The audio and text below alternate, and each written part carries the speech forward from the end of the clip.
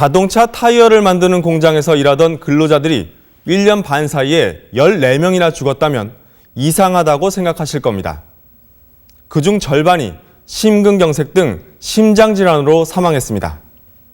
시장 점유율 45%로 한국 1위, 세계 시장에서는 7위를 기록하며 연 매출이 2조 원인 회사. 바로 한국 타이어에서 일어난 미스테리를 취재했습니다. 서울에서 경부고속도로로 대전을 가다 신탄진 IC 부근에 이르면 오른쪽으로 큰 간판을 단 공장 하나가 보입니다. 여기가 한국 타이어 대전 공장입니다. 지난 9월 2일 새벽 5시, 생산직 13년차 사원인 45살 권모 씨가 자신의 집 화장실에서 출근 준비를 하다 갑자기 숨졌습니다. 5시에 출근하려고 또 씻고 수돗물 뻘뻘 떨려고 보일러 돌아가고 텔레비 크게 틀어놓고 그대로 화장실 그 자리에서 죽은 거예요. 권 씨의 사인은 심근경색이었습니다. 이보다 5달 전인 4월에도 이 공장 생산직 사원인 37살 박광호 씨가 집에서 잠을 자다가 역시 심근경색으로 숨졌습니다. TV를 보고 있는데 갑자기 소리가 나더라고요. 이렇게 숨 넘어가는 소리가 나게 저는 놀라서 이렇게 뛰어가 봤는데 계속 안 일어나고 눈만 감고 있고. 박 씨는 12년 동안 이 회사에 근무해 왔습니다. 생산직 사원뿐 아니라 연구직들도 돌연사를 했습니다. 작년 12월 28일 새벽, 대전 공장 내에 위치한 중앙연구소의 연구원 조동권 씨. 그는 부서 회식을 마치고 기숙사로 돌아와 잠을 자다가 사망했습니다. 29살에 입사 1년 차인 조 연구원의 사인도 심근경색이었습니다. 처음에 딱 죽었습니다 했는데 믿기지가 않았어요. 운동도 좋아하고 몸도 막 근육질로 단단하고. 조 연구원이 사망한 지 5달 뒤, 이번엔 조 씨의 연구소 입사 동기인 29살 최성규 씨가 역시 같은 기숙사에서 잠을 자다 사망했습니다. 최 연구원의 사인도 역시 심근경색이었습니다. 지난 2006년 5월부터 지금까지 1년 반 동안 한국 타이어에서 일하던 근로자 가운데 사망자는 모두 14명입니다. 이 가운데 자살자 등 3명을 뺀 나머지 11명은 모두 병으로 사망했습니다. 2006년 5월 20일 생산관리팀 직원 임모 씨가 심근경색으로 숨진 이후 같은 심근경색으로 사망했다는 직원만 7명입니다. 그리고 폐암으로 숨진 직원은 2명, 식도암이 1명, 그리고 간세포암으로 1명. 모두 29살에서 54살까지 한창 일할 나이였습니다. 2580은 한국 타이어 측에 대전 공장 내부의 촬영 협조를 요청했지만 회사 측은 보안상의 이유로 거부했습니다. 할 수 없이 동료들의 잇따른 죽음에 관심을 가진 공장 직원들의 도움으로 내부를 촬영할 수밖에 없었습니다. 가류 공정 작업장. 성분을 알 수 없는 가스와 수증기 때문에 뿌연 모습입니다.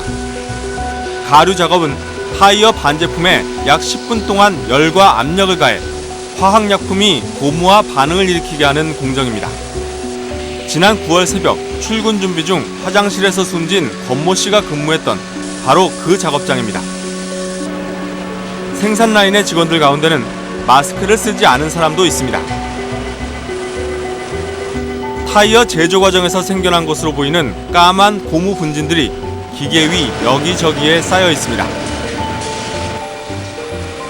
컨베이어를 작동시키는 기계도 먼지를 뒤집어 썼고 선풍기 망에도 먼지 덩이들이 얼기설기 걸려 있습니다.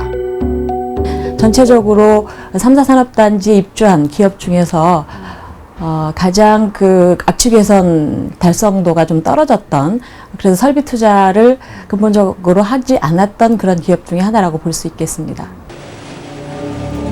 그리고 작업장 곳곳에서 발견된 투명한 액체.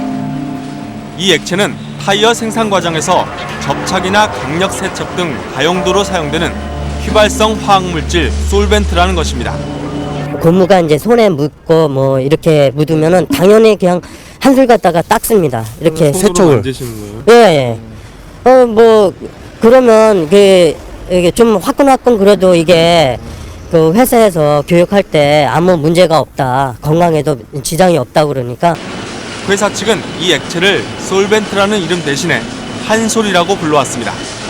그러면 솔벤트라고 하면 사람들이 좀 아무래도 좀 중독성이 있고 휘발성이 강하고 위험하다는 걸 아는데 한솔이라 그러니까 좀 약간 부드러운 이미지를 아마 주기 위해서. 회사 측은 솔벤트가 해롭지 않다며 안전교육도 변변히 실시하지 않았습니다. 하지만 작업의 상당 기간 동안 이 솔벤트에 노출된 직원들은 두통과 어지러움을 호소해왔습니다. 냄새가 굉장히 그 술에 취한 뭐 한 3-40분 이렇게 작업을 하다 보면 술에 취한 그런 느낌이 들어요. 한솔을 칠하면 그 코에 와닿는 저기가 엄청 세요. 그거 맡으면 뭐 땡길 정도로 되게 독해요. 유종원 씨는 한국타이어에 19년을 근무하다 유기용제 중독증이라는 병에 걸려 퇴사했습니다. 그는 공장에서 여러 화학약품을 섞어 접착제를 만드는 일을 했었고 각 작업장에 솔벤트를 나눠주는 일도 했었다고 합니다. 작업 한참 하면요 막 가지고는 안개점 같아요. 어지러 가지고는 맨홀에 한번 3m 드는 맨홀에 한번 빠진 적이 있어요. 정신이 없어가지고 손이 이렇게 그냥 이렇게 들고 뭐 그러니까 이게 일부러 지금 떠시는 게 아니라 아니죠. 이렇게 이게 예를 들어 뭐 가벼운 거 든다든가 이게 힘 쓴다든가. 유 씨는 현재 유기용제 중독증뿐만 아니라 말초신경염과 뇌경색 의증, 고혈압, 신체화장애, 그리고 발기부전까지 병원에서 최종 판정을 받은 병명만 6가지입니다. 이게 다리가 지금 항상 지금 부어가지고는 이 다리가 발목이 이렇게 시끈시끈하고 이거 때로는 싹 파랄 때가 있고요. 이 눌러가지고는 한참 눌렀다가 뛰면은 이렇게 푹 들어가지 이것이죠. 이게 안 나오죠.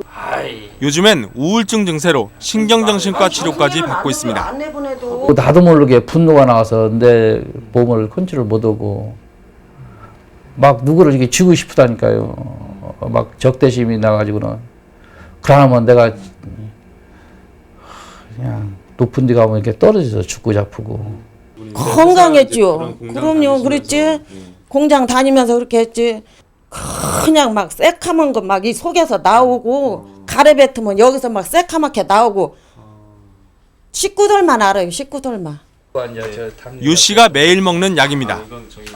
이게 지금 전부 다 유기용제 중독에 대해서 이게 주는 약이에요. 요놈, 쇠알, 두발, 아침 저녁이 한 15알, 30알 정도 되네요. 네. 하지만 한국타이어 측은 솔벤트의 독성과 관련해 전에는 어땠을지 모르지만 현재 사용하는 솔벤트엔 문제가 없다고 말했습니다. 벤젠, 톨루엔, 크실렌이라고 하는 비텍스라는 물질이 있는데 이미 우리 제품은 사용한 제품은 약 10년 전에부터 그 벤젠이 무벤젠 솔벤트를 쓰고 있습니다.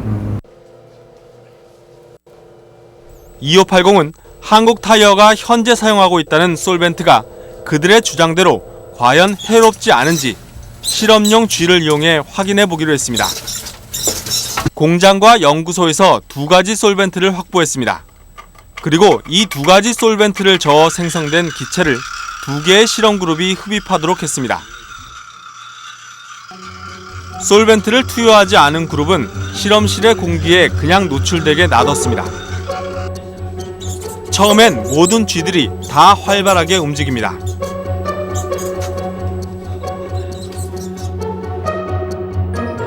1시간쯤 지났을 무렵 솔벤트를 흡입한 쥐들의 움직임이 둔해지기 시작했습니다. 그중 한 마리가 카메라 쪽으로 넘어오더니 하품을 하며 엎어집니다.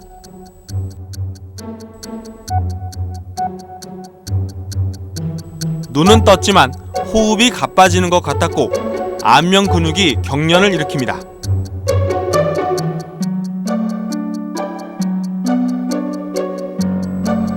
다른 쥐가 얼굴을 비비며 깨워주고 가지만 잠시 후 아예 잠이 들어버린 것 같습니다.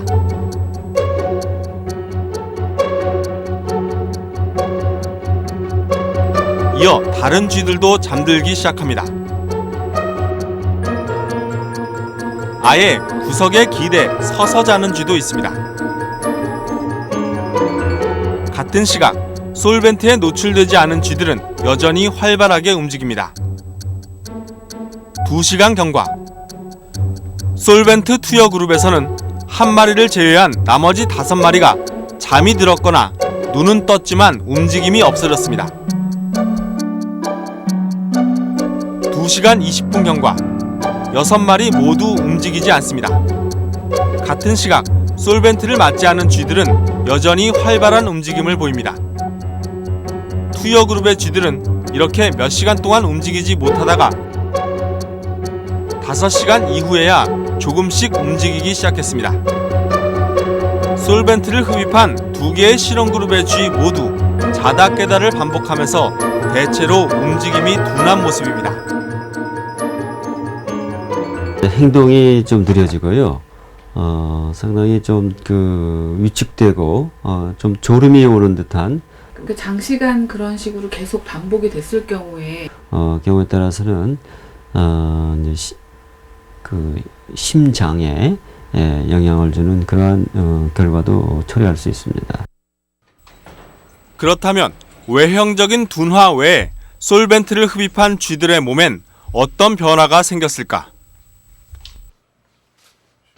2개의 투여 그룹과 비투여 그룹의 쥐로부터 혈액을 채취해 분석했습니다. 먼저 뇌나 심장 근육에 이상이 발생했을 때 수치가 높아진다는 CPK. 솔벤트를 흡입하지 않은 그룹은 34로 나온 반면 첫 번째 솔벤트 시료를 흡입한 그룹에서는 123이, 두 번째 솔벤트 그룹은 무려 229가 나왔습니다. 두 번째 그룹의 경우 솔벤트를 흡입하지 않은 그룹에 비해 7배 가까이 높은 이상 수치가 측정된 것입니다. 적게는 4배에서 많게는 7배까지 높게 나타난 것을 관측했던 걸 볼 때 심장 근육에 영향을 줄 수 있는 그런 물질이 솔벤트에 있지 않나 이렇게 추측이 됩니다. 다음은 혈액순환에 장애가 발생했을 때 수치가 높아진다는 중성지질. 비투여 그룹은 70인데 반해 첫 번째 투여 그룹은 124, 두 번째 투여 그룹은 121로 비투여 그룹보다 1.8배 정도 높았습니다. 간세포가 많이 손상될수록 수치가 높아진다는 GOT와 GPT의 경우 40 이하로 나와야 정상인데 비투여 그룹은 각각 34와 37로 정상으로 나왔습니다.